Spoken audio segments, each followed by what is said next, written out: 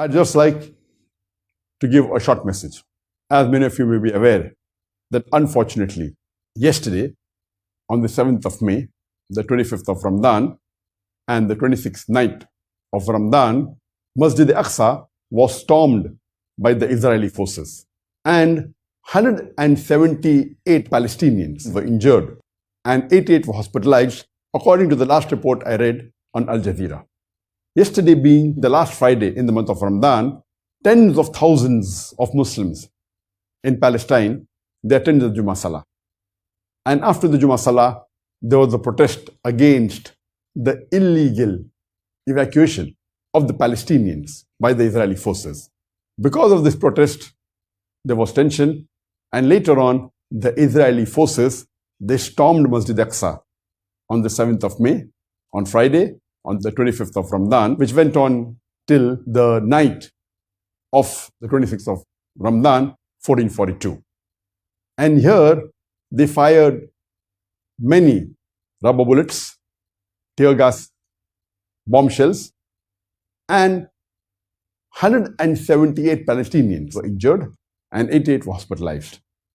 I request and I urge all the Muslims around the world to unitedly support our Palestinian brothers and sisters and pray for them.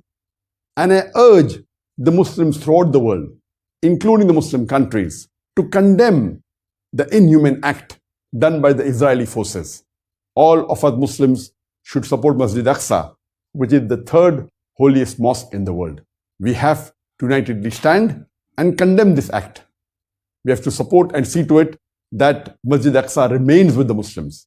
And since these are the last few nights of Ramadan, and today is the 26th day of Ramadan, and inshallah in Malaysia, in about 1.5 hours, the 27th night would start. And in other parts of the world, the 27th night of Ramadan would start after a few hours. In some parts, it would be tomorrow. These are the last few nights of the last 10 days of Ramadan, which are the most important nights.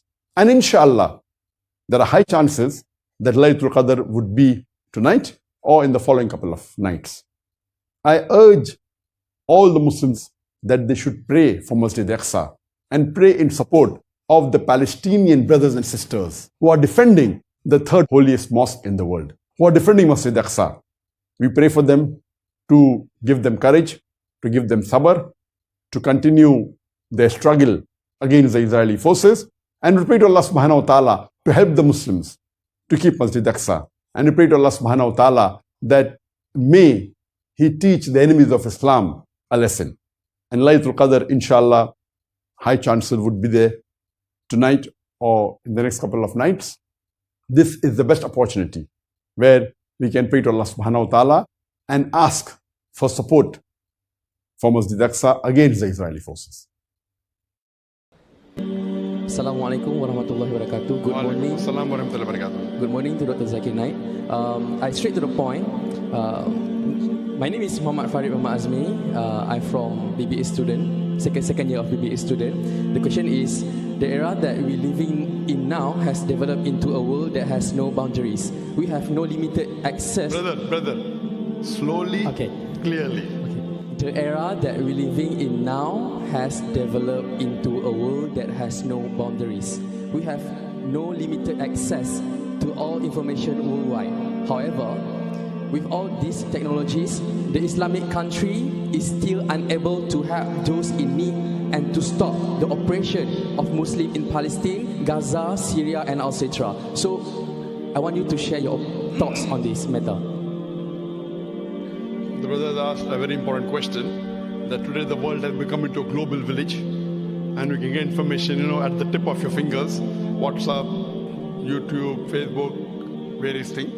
And today we find that many Muslim countries are under operation, whether it be Palestine, whether different countries, Syria, Yemen. So what should we do? Brother, go back to Quran and Sunnah. The problem is that we Muslims, as I told in my lecture today, have a lot of money, wealth. Instead of spending in the right way in the cause of Allah, they are giving it to the enemies because they are afraid. They think that the enemies of Islam can save them. if they spend it in the right way in the cause of Allah subhanahu wa ta'ala, if we Muslims are united, Allah says in the Quran, in Surah Imran, chapter number 3, verse number 103, وَاعْتَصِمُوا بِحَبْلِ اللَّهِ جَمِيعًا وَلَا تَفَرَّقُوا. Hold strongly together to the rope of Allah and be not divided. If we Muslims are united, we have about 2 billion Muslims. More than 25% of the world population today are Muslim. 25%. We are the religion which is the maximum practiced. In numbers, the Christian may be more. In practice, Muslims are the more. If we are united on the basis of Quran and Sunnah, we will be the biggest force. No one will be able to persecute us. The problem is, if one Muslim country is in problem, the other Muslim country say, why should I interfere? Our beloved Prophet said, if one Muslim has a problem, like how one body has a problem, the other body also feels the pain. So we should be united. As I told, there are very few Muslim leaders in the world today who voice out their opinion for the Islamic cause. You have one Erdogan, that's in Turkey. May Allah reward him. You have one Tun Dr. Mahathir here in Malaysia. Hardly you can count on your fingertips. There are so many Muslim countries, but where? They don't want to open their mouth, they are afraid. Why are they afraid? That if I interfere, maybe they will subjugate us. Maybe they'll have economic blockade. They don't have faith in Allah. Allah says in the Quran, in Surah Nisa, chapter 4, verse 135, Ya illadhina amanu, O you believe, stand out for justice and witness to Allah subhanahu wa ta'ala, even if it be against yourself, against your parents, against your relatives, against the rich or poor. The problem is that we are afraid more of the enemies of Allah than Allah itself. If we go back to Quran and Sunnah, if we are only afraid of Allah and no one else, we'll again be the strongest force in the world. And we pray to Allah subhanahu wa ta'ala. What they say, that we pray that may Allah ease the difficulty. Every individual, whatever you can do, at least you do. Whether you can do dua, minimum do dua. You can support economically. Whatever you can do. If Allah has given you the power to speak, then you speak. Just a couple of weeks back, there was a conference in Putrajaya for Masjid Aqsa, in support of Masjid Aqsa. And mashallah, speakers came from all over the world. They invited me also to speak, and I gave a speech. The problem is that we Muslims today are afraid. Allah has given us the wealth, but the Prophet said, I'm not fearful, afraid of my ummah about poverty. I'm more afraid that when they become wealthy, they will go away from the deen. This is the problem. So if you go back to the Quran and Sunnah, Quran and Hadith, and if you're united, we will be the strongest force in the world, and no one will be able to subjugate us. Hope that answers the question. Thank you. After World War II, from 1941 to 1948, in a span of 8 years, 259 terrorist attacks were conducted by Jewish terrorists.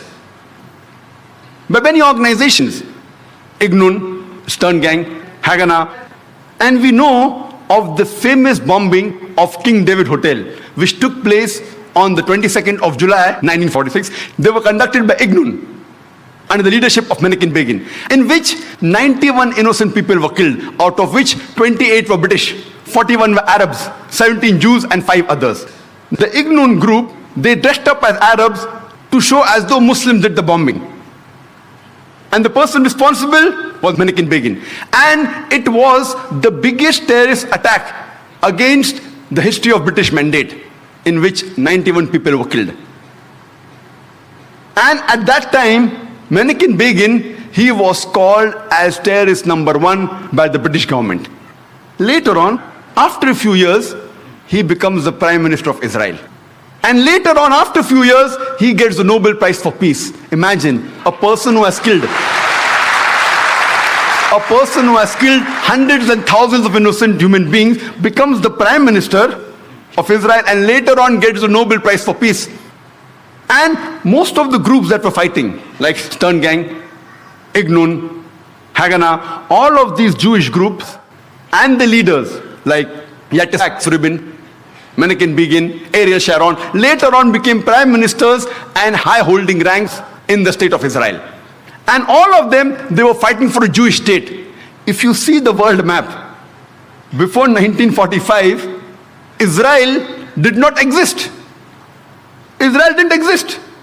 These Jewish groups, they were called as terrorists by the Britishers. They fought for a Jewish state. Later on, with power, they grabbed the land and they kicked the Palestinians out. And now these same people are calling the same Palestinians who are fighting for a more just cause, for getting the land back. And they are labeled today as terrorists by the Israelis. Imagine, Hitler incinerated 6 million Jews. He kicks the Jewish community out. Why should they come to Palestine? The Palestinians, they welcome the cousins with open hands. If they should take a land, they should go back to Germany. They should go back to Europe. Imagine the Palestinian, they welcome the cousins. Imagine, suppose a visitor comes to your house. Being a stranger, you welcome him in your house. After a few days, he kicks you out of the house. And when you cry at the doorstep, I want my house back, people call you a terrorist. This is exactly what has happened today. The Palestinians, they are called as terrorists for what? They only want their land back. And so-called people, most of these powerful first world countries, they are agreeing with this unjust cause.